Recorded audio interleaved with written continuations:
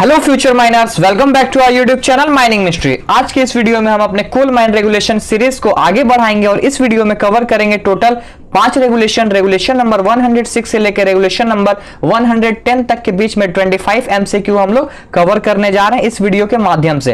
तो मुझे ये यकीन है कि इस वीडियो में आपको बहुत ज्यादा हेल्प मिलेगा और यदि आप मेरे चैनल पे फर्स्ट टाइम विजिट कर रहे हैं तो कृपया करके हमारे चैनल को सब्सक्राइब करें, वीडियो को लाइक करें और अपने दोस्तों के साथ भी इस चैनल को शेयर करें।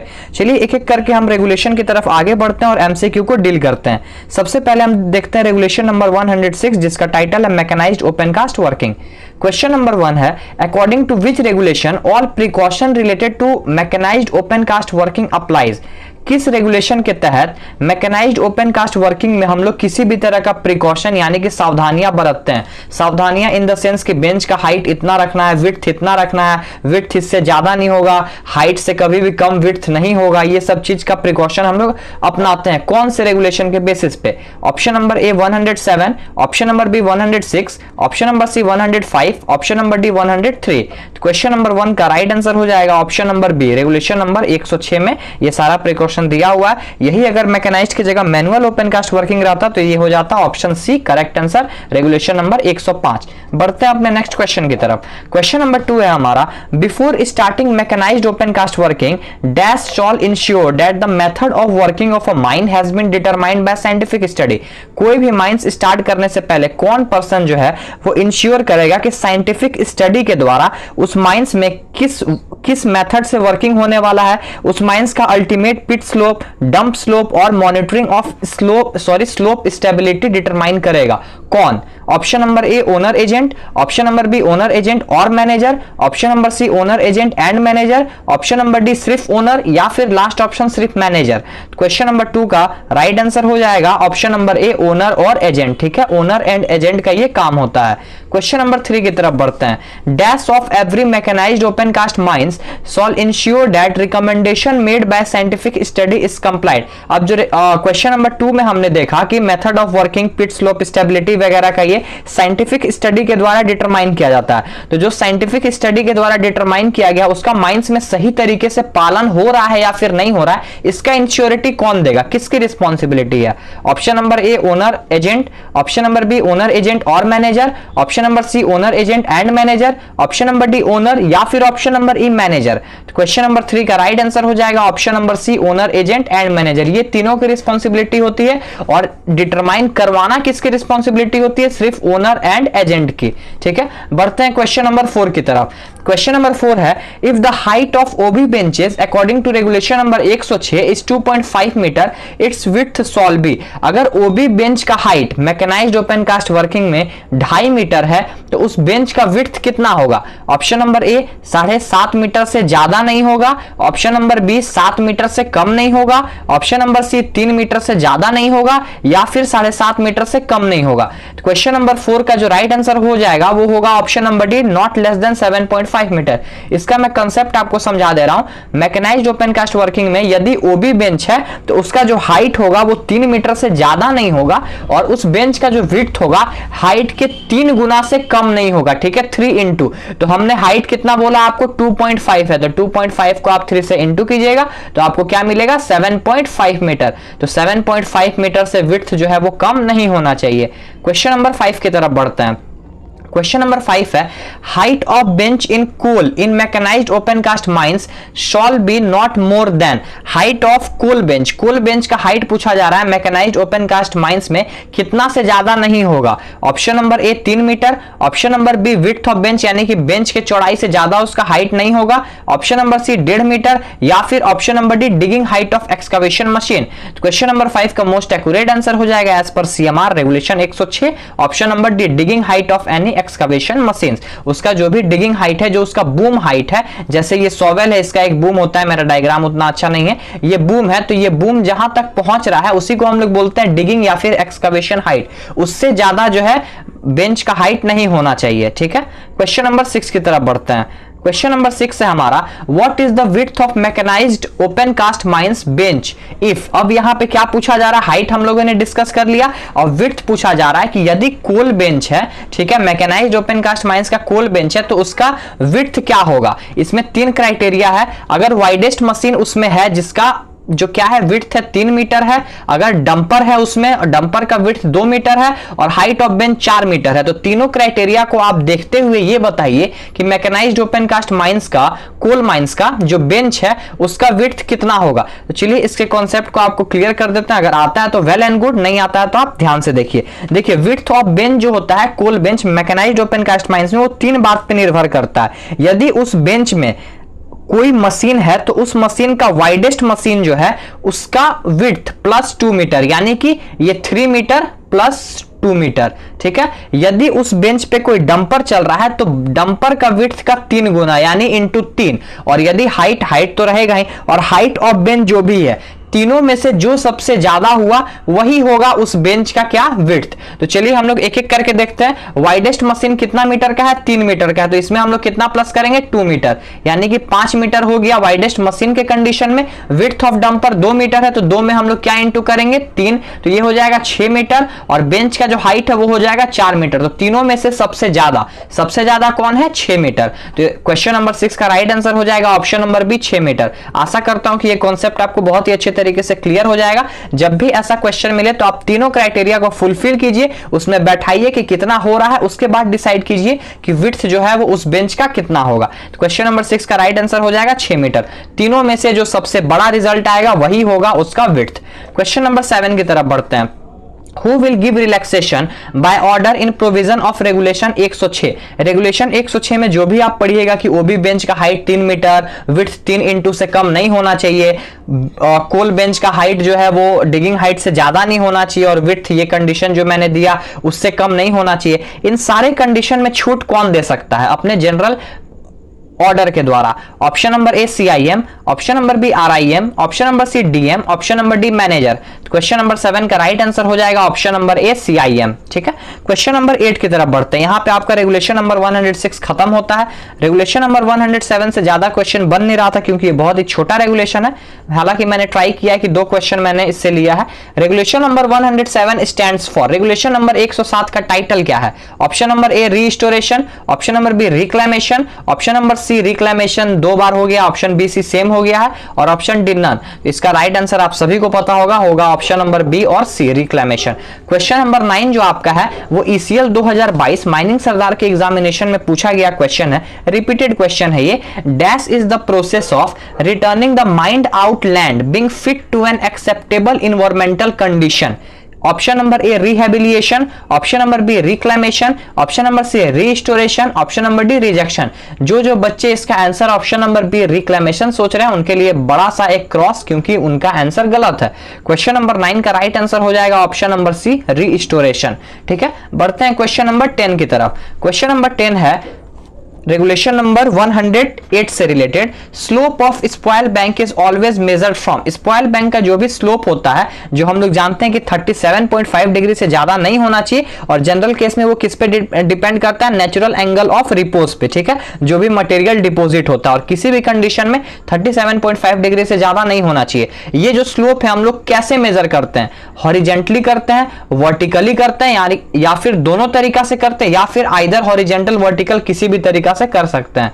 क्वेश्चन नंबर 10 का राइट आंसर हो जाएगा ऑप्शन नंबर ए। कभी भी स्पॉइल बैंक का जो स्लोप होता है वो हॉरिजेंटली मेजर किया जाता है। अब बढ़ते हैं क्वेश्चन नंबर 11 की तरफ। Who can permit to keep variance in slope of spoil bank, variance मतलब 37.5 डिग्री से ज्यादा भी रखने का परमिशन कौन दे सकता है। Option number A CIM, option number B manager, option number C RIM, option number D ISO यानी इंटरनल सेफ्टी ऑर्गेनाइजेशन।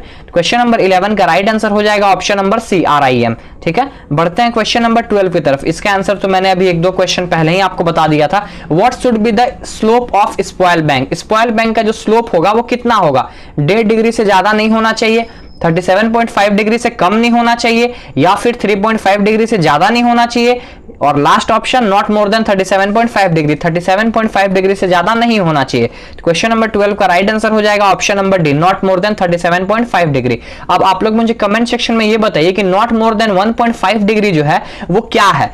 CMR में आप कहीं पढ़े होंगे not more then 1.5 degree, 1.5 degree से ज्यादा नहीं होना चाहिए। मैं आपको हिंट दे दूं, वाइंडिंग का एक टर्म है, आप लोग मुझे कमेंट सेक्शन में इन्फॉर्म कीजिए कि 1.5 डिग्री से ज्यादा क्या नहीं होना चाहिए। क्वेश्चन नंबर 13 देखते हैं। By home recommendation RIM can allow steeper slope of spoil bank. हमने अभी पढ़ा रेगुलेशन नंबर 108 में स्पॉइल बैंक एंड डंप। जो हम लोग स्पॉइल बैंक बनाते हैं वो जनरली डिपेंड करता है नेचुरल एंगल ऑफ रिपोज पे, जो भी मटेरियल डिपॉजिट किया जाता है, लेकिन किसी भी केस में 37.5 डिग्री से ज्यादा नहीं होना चाहिए। लेकिन इसमें छूट जो है वो आरआईएम दे सकते हैं। आरआईएम किसके बोलने पे या फिर कैसे छूट देंगे? अपने मन से तो नहीं देंगे, कोई उनको बताएगा तब देंगे। तो कौन बताएगा? ऑप्शन नंबर है साइंटिफिक स्टडी होगा तब, या फिर ऑप्शन नंबर बी कोई इंस्टीट्यूशन ऐसा है जो एक्सपर्टाइज है स्लोप स्टेबिलिटी में, वो बोलेगा तब, या फिर आईएसओ के ऑर्डर से, डीजीएमएस के ऑर्डर से, या फिर इन सब के ऑर्डर से, या फिर option number F, A and C scientific study और आईएसओ के ऑर्डर से, option number G, A and B scientific study और इंस्टीट्यूशन के ऑर्डर से, या फिर option number H, A and D scientific study और डीजीएमएस के ऑर्डर से।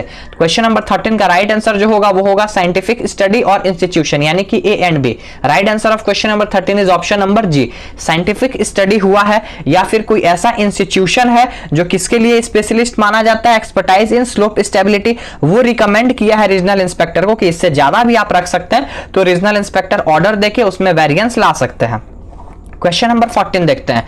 Overall slope of spoil bank shawl not exceed. Overall slope जो उसका होता है, जैसा कि हम लोग जानते हैं कि 30 मीटर से ज्यादा हम लोग बढ़ा के नहीं रखेंगे बेंच को। 30 मीटर से ज्यादा बढ़ता है तो हम लोग एक बेंच बनाएंगे जिसका जो हाइट होगा वो 30 मीटर से अधिक हाइट तक नहीं रहेगा। तो उसका जो ओवरऑल स्लोप रहेगा वो कितना होगा? Option number A 1 vertical to 0.5 horizontal, option number B 1.5 vertical to 1 horizontal, option number C 1.5 horizontal to 1 vertical, या फिर option number D none. Question number 14 का राइट आंसर हो जाएगा ऑप्शन नंबर डी नन, क्योंकि जो राइट आंसर है मैंने वो ऑप्शन में नहीं दिया है। इसका राइट आंसर हो जाएगा 1 वर्टिकल टू 1.5 हॉरिजॉन्टल। ठीक है, चलिए बढ़ते हैं क्वेश्चन नंबर 15 की तरफ। क्वेश्चन नंबर 15 है, who can by permission of manager approach to the toe of active spoil bank. Active spoil bank का मतलब ये होता है कि ये अगर स्पॉइल बैंक है तो इसमें अभी भी हम लोग क्या कर रहे हैं, मटेरियल डिपॉजिट कर रहे हैं। तो इसका जो टो है यानी कि ये पार्ट जो है, इसके आमने सामने किसके परमिशन से कोई जा सकता है? Option number A official, option number B competent person, option number C any person, या फिर option number D none. Question ये है कि मैनेजर के परमिशन से कौन जा सकता है?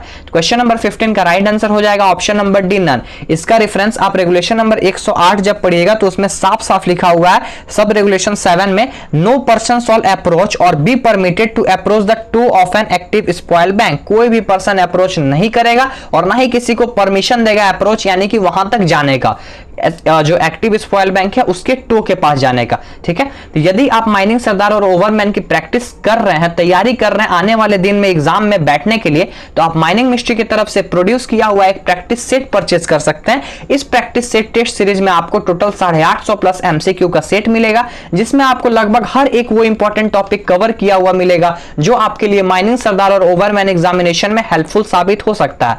टॉपिक में बता दूं, सीएमआर एक्ट रूल से क्वेश्चन है, ventilation flame safety lamp mine gases से क्वेश्चन है, सपोर्ट से क्वेश्चन है, शॉर्ट फायरिंग, वीटी रूल और जनरल माइनिंग, ये सारा को मिला के 850 प्लस क्वेश्चन है। अगर आप इंटरेस्टेड हैं, प्रैक्टिस सेट लगाना चाहते हैं, ये सारा एमसीक्यू के फॉर्म में आपको प्रैक्टिस सेट मिलेगा, तो आप स्क्रीन पे दिए गए नंबर 9122105819 पे कांटेक्ट करके व्हाट्सएप करके इस पीडीएफ को परचेस कर सकते हैं और अपने तैयारी को स्ट्रेंथ कर सकते हैं इस प्रैक्टिस सेट को लगा के। ठीक है, चलिए बढ़ते हैं अब हम लोग क्वेश्चन नंबर 16 की तरफ।